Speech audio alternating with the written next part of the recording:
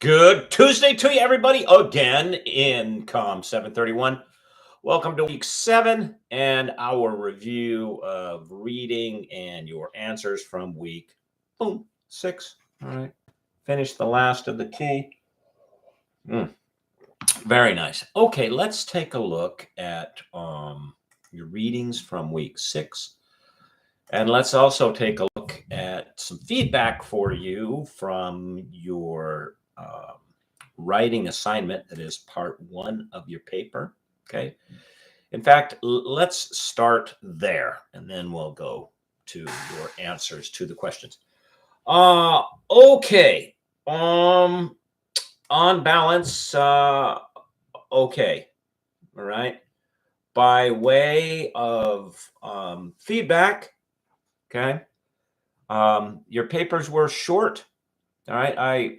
And some of them were just a number of them actually were draft work. And I specifically said in the instructions, no draft work.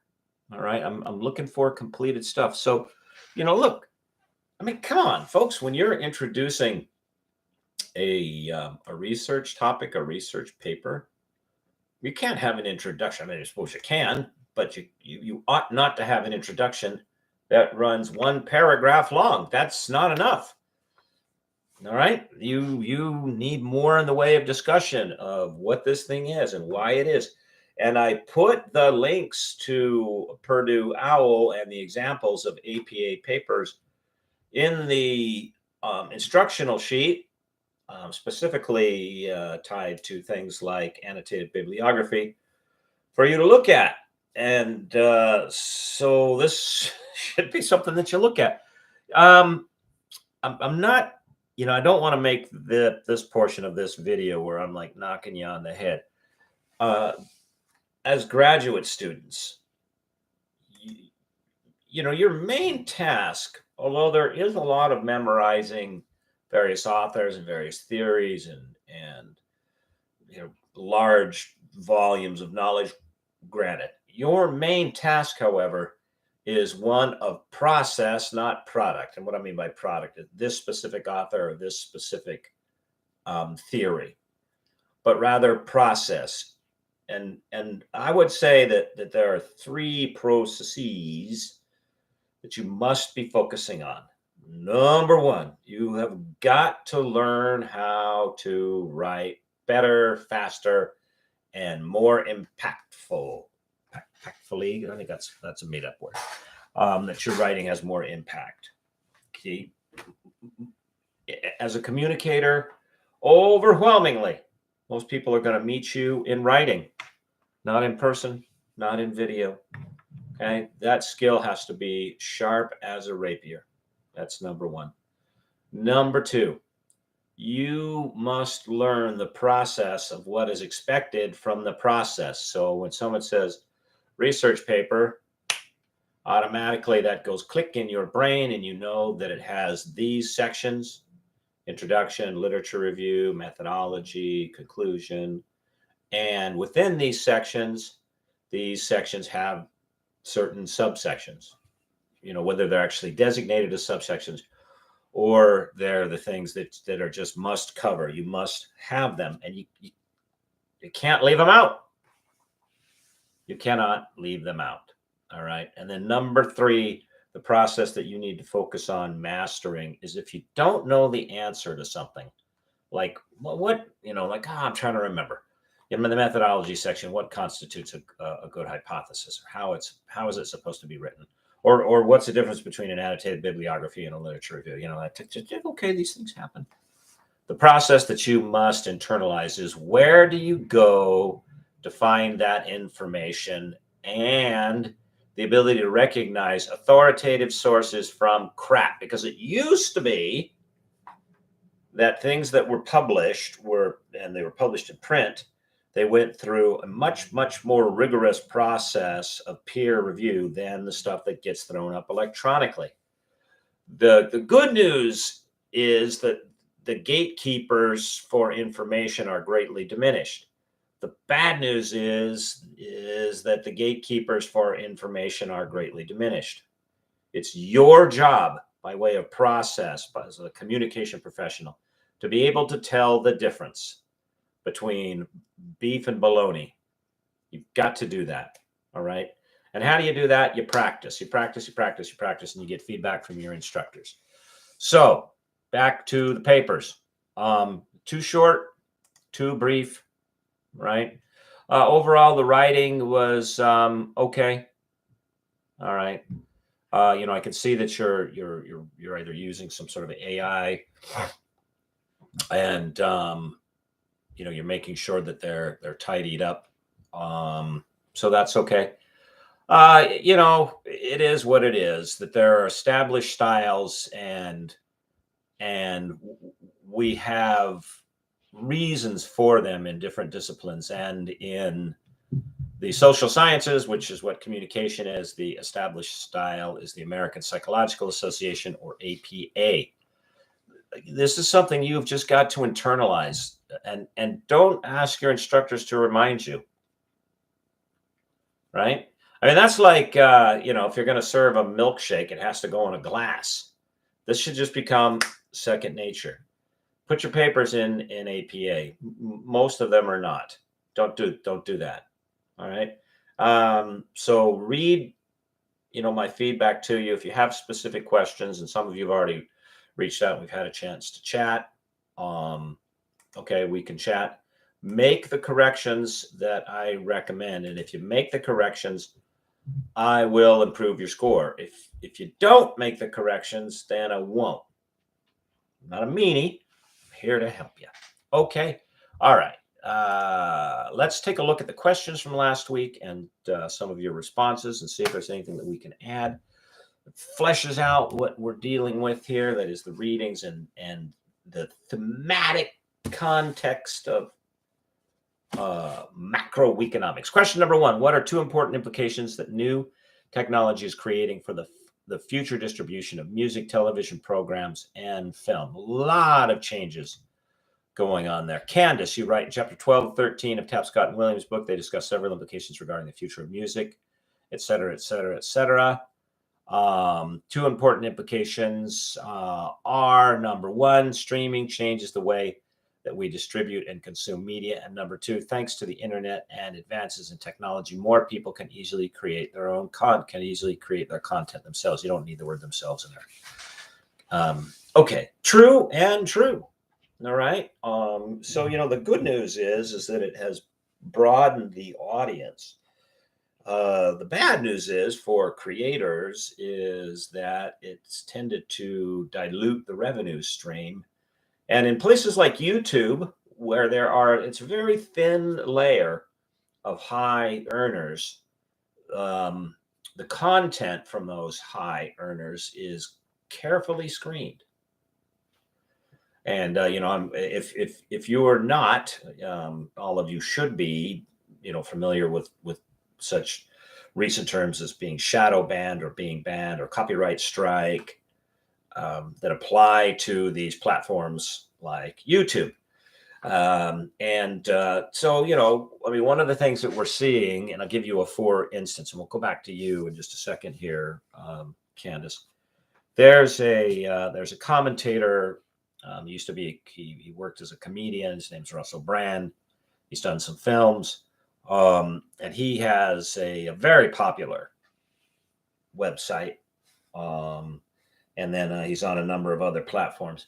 And recently, there have been a group of individuals who've come forward and accused him of sexual assault. And these things, the accusations go back a number of years. But they're bringing evidence. So physical evidence. Left, it could have been, but not that I know of. Bringing evidence in the way of texts and conversational exchanges between, at least in one instance, between this accuser, between her and the accused, Russell Brand. Okay. In response, YouTube has removed all monetary streams from, it's called demonetization, from his YouTube account. So he's still able to post videos. They're just not providing any revenue. by way of the number of views and likes that drive views of ads that they put on the front end or embed in his videos. All right. Now, is this individual guilty of sexual assault? Don't know. That's where the weighing of the evidence comes in, and a determination by a reasonable group of his peers who applying a reasonable standard of decision making should make a determination. That is, if it's within the statutes of the law, there should be a trial and a determination of guilt or innocence based on the evidence. However, I'm going to absolutely guarantee that Russell Brand is not going to stick around, because this is his job. He's going to stick around YouTube without monetization, without making money. Now, there are other platforms popping up within the marketplace to fill in the gaps that these problems create in terms of an online space, or video, I should say. There's another platform called Rumble that's much less particular about who and what posts on their platform. So perhaps his strategy currently is to stay on YouTube as a means by which to promote and drive people over to his account on Rumble, through which he is receiving monetary compensation. But I can just look at the numbers of subscribers and viewers between YouTube and Rumble, and I'm absolutely certain that although he may be receiving revenue from Rumble, it's not even a fraction of what he was receiving from YouTube. So, Candace, you're exactly right. There are these increased opportunities, but they don't come without hazards. But here, let's see what else you have to say. First, streaming has completely changed the game of how we access music, television, movies. When Tapscott and Williams published this book, streaming was relatively new. Don't use concept. Okay, it wasn't a concept, it's just a new practice. They even proposed a radical new idea for streaming music services to give listeners access to all recorded music on any combination of any devices they like. And we have it here actually in multiple forms, called iTunes or Spotify or Amazon Music, that is subscription based. Although along a similar vein, I'm jumping down here. Much like streaming has made music, television, movies more accessible to consumer, the internet and other advancements in technology also have made becoming a content creator more accessible. Which, by the way, for you, if you have an interest in putting out there the sorts of content that you create or are drawn to, you could not have been born in a better time in Western civilization, because the platforms are completely open for you to start. Now, whether or not you're allowed to continue, or whether or not you're allowed to continue in a way that you can monetize and make a living, well, that goes back to the first point. But the platforms are there. You can run your own website. There's all kinds of resources to tell you how to set these things up and how you do them. And they are, in the fullest sense of the word, where the space is where the space is concerned, literally all over the place. Now, here's the interesting part. Candace, thank you for your answer. While the opportunities abound, the challenges also abound. One of the things that I have done as part of my business is build websites for organizations. And prior to the building process, I would tell them, look, the building of the website is the least important thing we're going to do in regards to promoting your organization. It's going to be the positioning of the website and the driving of traffic, because you can create this beautiful, and although it's not real in the sense that it's ethereal, it's digital, you can create this beautiful representation of an image. All right.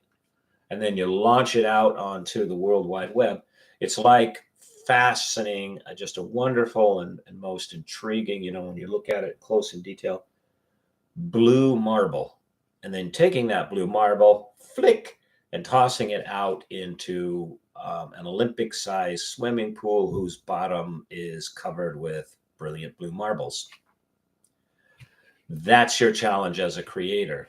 And so in many ways, you have to sort of retool how you think that the creation part is the smaller part of your success as a creator. The promotional part, and it's always been true where creative works are concerned, but in this instance, in 21st century West, that element has gone up in importance. Okay. So in fact, I encourage you to get out there and if you've got an itch, a creative itch, scratch it. Okay. Question number 2. Despite the promise of political leaders to serve in government with openness and transparency, we've seen very little change in secrecy, closed-door deliberations that give the public very little influence in the workings of government. Tapscott and Williams have many ideas for changing our net political system. Which one of these 2 ideas, if any, might be implemented within the next 5 years? Charles or Chuck, ironically, this week has been a perfect week for this question on the openness and transparency of government between the ongoing impeachment inquiry and the continued resolution to fund the government. In both cases, the American public is given a brief look through the smoky windows at how the U.S. government works. However, Tapscott and Williams note that digital age has not transformed government as much as it allowed it to place its current system digitization. I'm not following you there, Chuck. This has not increased transparency or openness, and the plethora of websites and systems have gone as much to obscure as to open government in the people's view. Democratization of government services can add speed to a slow, outdated process, much like Mark Johnson's Playing for Change initiative that brought musicians together. Citizen prosumers can assist government organizations in identifying challenges and problems early to prevent additional damage and cost. Johnson's initiative is specific, marketed to a specific audience, musicians. While it is, the lesson should be noted. In contrast, the Citizens Briefing book of the Obama administration was more open to their questions and voted upon by the participants. While democratic, it did not achieve acceptable results. Britain's National Environmental Research Council decided it would be a good idea to have the public vote on a name for their new $300 million state-of-the-art research vessel and put the question on the internet and received 124,000 votes for Bodie McBodieface. Yes. The author note that skeptics warn about impartiality do not mention trolls. True, very true. Yeah. The question, and I designed it this way on purpose. The question begs a question. Because technology in itself is neither good nor bad. Items are neither good nor bad. It simply depends on how they're used. Say this item, Nalgene, great for holding water and not spilling on me or my keys if I use it in that way, or if I throw it across the room and hit somebody in the head, not so good. By way of use. All right, now that's a weird analogy, I know, but it's been a long morning. So one of the faults I have with these authors is there seems to be an assumption on their part. Maybe it's just me, but there seems to be an assumption that because these approaches are new and different, that new and different will solve problems, and that's just not how that's not how the process works, and the evidence often dictates to the contrary.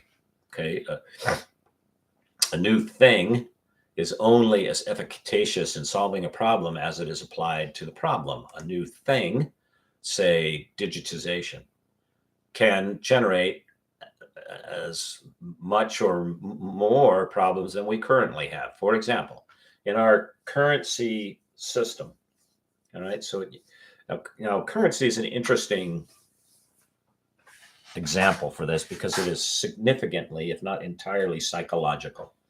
I mean, first and foremost, that we seem to need a something in a particular form. I'm reaching for a coin, okay, as our basis of exchange tells you that there's a significant psychological component. So, for instance, and it's highly contextual. So, for instance, here is a standard U.S. penny, all right, which I could go to some place of barter here in my town, in my country, highly contextualized, and exchange it for something.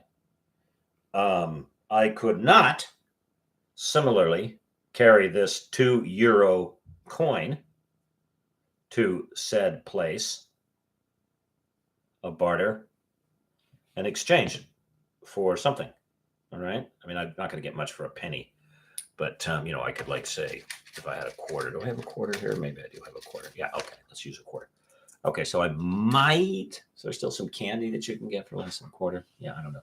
I might be able to exchange this for something, but not this. But by way of their material content, their size, I mean, they're similar, but the 2 euro coin is actually greater in content of material and size. But in that psychology of exchange, it's worth less. And even, more worthless still, despite even greater amounts of material and complexity, is this emblem that was on a coffee cup from the law school that I received from Regent University that fell off, for which I could exchange for nothing in any of these contexts. So currency is a physical thing whose value is grounded entirely in the collective psychology, highly contextualized to a people and place. Okay. So for a long, long time in the West, it was assumed that the unit of exchange had to have some quantity of precious metal in it. And if it didn't have precious metal in it, it had to have a assigned quantity of precious metal somewhere that it represented, the gold reserve. Well, as the government's need, I'm talking about now the U.S. government's need for more money, and this really started in World War II, from the people, they began to gradually adjust that, say, well, maybe we don't, maybe we can actually we can print more coins than we have gold that is representative of the value of the coin. So 25 cents, we gotta have 25 cents worth of gold. Let's do that. And as we moved through the 20th century, we eventually, that ratio became so lopsided, so much more currency in circulation than we had gold in reserve. They said, you know what? It's time to abandon what's called the gold standard. It's time to abandon the gold standard. This was really finalized in the 1970s. So now the unit of exchange is not tied to a quantity of a precious metal anywhere. Fast forward 30, 40, 50 more years. What if, the currency doesn't actually have to be a real thing? What if it's just a representation in the form of a number on a screen? And starting in the early 21st century, our government began to pursue that as a policy. They began to create money by creating it digitally, what didn't exist anywhere except an electronic database, and then lending it out to institutions and to stimulate the economy. And they even came up with a beautiful euphemism for it. They called it quantitative, meaning numbers, easing, meaning the amount of money available. See, and you might be thinking to yourself, okay, but why would you do that? Well, let's say you're a government and you want to increase the amount that you wish to spend and increase the amount that you wish to gather back in taxes, but that amount does not exist in real physical currency. What are you gonna do? Bada bing, bada boom, you just move and keep moving and keep moving and keep moving a portion of that currency into a digital format. So here we are today. If you've noticed fuel prices and food prices, that is, and if you've been shopping around to buy a home or get a loan, interest rates, well, because we've crossed this threshold, unbeknownst to the public at large, and even a lot of people in government, as the digitization of currency went up, and this is, how the governments use the tool, this digital tool, the value of the currency has gone down. and that's inflation. And as a consequence, things cost more because your money is worth less. How do you get out of it? Tricky business. Very, very tricky business. So the ability to have something and do something and use it as a tool in itself does not necessarily mean that it's going to be its use will generate good. On the one hand, digital currency freed our government from the expense and the logistical encumbrance of printing and minting money.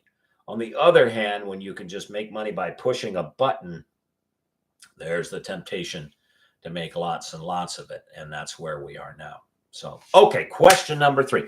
Do you believe that there's any hope to say print news will eventually meet its demise for reasons explained in chapter 11? Interesting question. Cheryl, there is hope to say print news, but they will need to look differently at how they do business and move towards the latest innovative technologies. For newspapers to survive, Tapscott and William notes that newspapers will need a new business model that involves digital platforms. For example, today's youth would rather find their news on the internet than through traditional print news. The authors also note that multimedia experiences and collaborative innovation would move from commodity news to news models that are more exciting, which is expressed during Tapscott and Williams' YouTube interview with Laporte. In the interview, Tapscott mentions that the print industry should look at employing bloggers to sell advertising via a new model, which creates a collaborative incentive network, which, they cite this very sort of example by looking at the Huffington Post. Okay. So, interesting question. Is print news finished? The data suggests not really, because during, say, for instance, the pandemic, magazine subscription, and I'm talking like physical, actual, real magazine subscription, went up. It's gone up. The number of magazines and the number of people getting them goes up. Why is that? Well, there is something to tangibility. I'm trying to, pull something I would like to show you. There's something to having a physical something. There's a hardwired relationship between our hands, our eyes, and our brains as communicators. And having this is my copy of the Latin Bible, Biblia Vulgata. So although I have scripture in electronic form, I have a different experience with that scripture when it's in physical form. And so, is that ever going to go away? I don't think it will.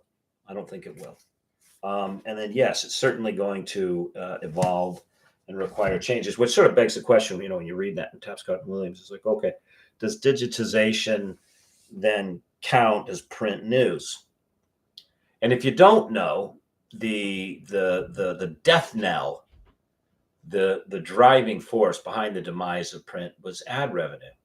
Because it once was, when you printed a newspaper and you charged an advertiser for the newspaper, you charged him by the number of papers or magazines printed. Okay, seems straightforward. But of those, as an advertiser of those newspapers and magazines, you had no way of knowing how many of them, how long the person actually looked at your ad, and how many of, say, the pages upon which your ad was located went straight to line the litter box or the bird cage or whatever, or be put near the door for muddy shoes. No way of knowing.